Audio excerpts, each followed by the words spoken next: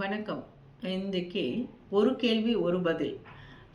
நிறைய myths and misconception கருத்தரிப்பதை பற்றி இருக்கிறத பற்றி பேசிகிட்டு இருக்கோம். இப்போ நம்ம பார்த்த வரைக்கும் என்னாச்சுன்னா, ஒரு டாக்டரை ஒரு கருத்தரிப்பு மையத்தை நம்ம தேர்ந்தெடுத்துட்டோம். அவங்களோட தான் நம்ம ட்ரீட்மெண்ட் பிளான் ஃபாலோ பண்ண போகிறோம். இப்போ இதில் போனோடனே என்ன பண்ணுவாங்கன்னா, மருத்துவர் திருப்பி ரொம்ப விரிவான ஒரு ஹிஸ்ட்ரி டேக்கிங்னு சொல்லுவோம். உங்களை பற்றிய புரிதலுக்காக நிறைய கேள்விகள் கேட்பாங்க. அப்படி கேட்கும்போது நிறைய தடவை நிறைய இன்ஃபர்மேஷன் வரும். அது எப்படின்னா நம்மளுக்கே ஷாக்கிங்காக இருக்கும். என்ன சொல்லுவாங்க, எடுத்த உடனேனா எங்களுக்கு கல்யாணம் ஆகி 7 வருஷம் ஆச்சு, 7 வருஷமாக கன்சீவ் ஆகலை. அப்போ நம்ம என்ன நினைப்போம், அவங்க 7 வருஷமாக ட்ரை பண்ணுறாங்க, இருந்தாலும் அவங்களுக்கு கருத்தரிக்கலைன்னு நினைப்போம். ஆனால் நம்ம விரிவாக அதை கேட்கும்போது என்ன சொல்லுவாங்க பொறுமையானா, முதல் 3-4 வருடங்கள் கணவர் வெளியூரில் இருந்தாங்க, நாங்கள் சேர்ந்து இருக்கலை. வந்த பிறகு எனக்கு ஆஃபீஸில் ரொம்ப ப்ரெஷரு, அதனால் நான் நைட் டியூட்டியில் இருந்தேன். அப்பயும் ஒரு 1.5-2 வருஷமாக நாங்கள் சரியாக சேர்ந்தில்லை. ஸோ ஃபிசிக்கல் ரிலேஷன்ஷிப்பை ப்ராப்பராக எப்போன்னா ஒரு வருட காலத்துக்குள்ளே தான் நாங்கள் சேர்ந்துருக்குறோம் அப்படின்வாங்க.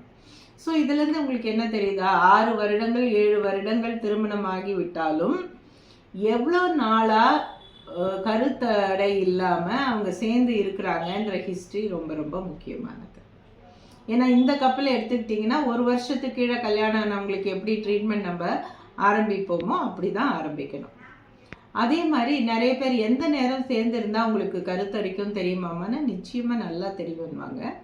ஆனால் 14வது நாள் 13வது நாள் அந்த ஓவிலேஷன் கார்டு போட்டு பார்த்து அன்றைக்கு மாத்திரம்தான் நாங்கள் சேர்ந்துருக்கோம் அப்படின்னு சொல்லுவாங்க. இதுவும் ஒரு தவறான கருத்து தான். ஏன்னா அவங்க மாதவிடாய் வருது இல்லையா, ஆரம்பிக்குது இல்லையா, அதுதான் டே 1 கணக்கு வச்சுக்கிறோம் நாங்கள்.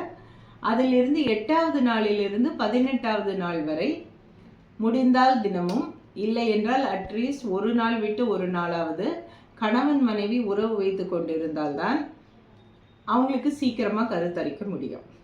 ஏன்னு பார்த்தீங்கன்னா, ஒரு மாதத்தில் அந்த ஒரு சைக்கிள்லன்னு சொல்லும்பொழுது ஒரே ஒரு முறை தான் ஒரு கருமுட்டை வெளியே வருது. அந்த கருமுட்டை குறைஞ்சது ஒரு நாள் 24 மணி நேரத்துலேருந்து 48 மணி நேரம் தான் தயாராக இருக்குது கருத்தரிக்கிறதுக்கு. ஸோ அப்போ நீங்கள் தினமும் இருக்கும் பட்சத்தில் ஆண் விந்து உங்களுக்கு தயாராக இருக்குது கரு உருவாகிறதுக்கு. ஆனால் ஒரு 3 நாள் நடுவில் நீங்கள் சேர்ந்து இல்லை, அந்த நேரத்தில் தான் அந்த கருமுட்டை வெளியே வந்திருக்குன்னா நிச்சயமாக உங்களுக்கு அந்த மாதவிடாய் நேரம் அந்த சைக்கிளில் கரு உருவாகிறது ரொம்ப கஷ்டம். ஸோ அதனால தான் என்ன சொல்கிறோன்னா, முடிந்தால் தினமும், இல்லை என்றால் அட்லீஸ்ட் ஒரு நாளை விட்டு ஒரு நாளாவது கணவன் மனைவி உறவில் இருக்க வேண்டும். அப்போ தான் கருத்தரிக்கிறதுக்கு இலகுவாக இருக்கும். இதெல்லாம் முதல்ல அந்த பெண் சரியாக தெரிஞ்சுக்கணும். அதே மாதிரி நம்ம மற்றவங்கள நிறைய பேர் என்ன சொல்லுவாங்க, எங்களுக்கு அப்புறம் கல்யாணம் ஆச்சு என் தம்பிக்கு, அவங்க கருத்தரிச்சிட்டாங்க, அதனால் எங்களுக்கு ரொம்பவே மனசு வருத்தமாக இருக்குது. நம்ம ஓட்டப்பந்தயத்தில் ஒன்றும் இல்லை. அதனால் ஒருத்தருக்கு கல்யாணம் ஆனது மற்றவங்க அவங்க தம்பிக்கோ ஃப்ரெண்டுக்கோ கல்யாணம் ஆயிடுச்சு, ஆனால் அவங்களுக்கு கரு உருவாயிடுச்சு எங்களுக்கு உருவாகலை, இப்படியெல்லாம் நினைக்கக்கூடாது. நீங்கள் மனது சந்தோஷத்தோட கணவன் மனைவி உறவு மாதவிடாய் ஆரம்பிச்சதுலேருந்து 8வது நாள்லேருந்து 18 நாள் வரைக்கும் கருத்தடை இல்லாமல் சேர்ந்து இருந்தீங்கன்னா நிச்சயமாக உங்களுக்கும் சீக்கிரமாகவே கருத்தரித்து விடும்.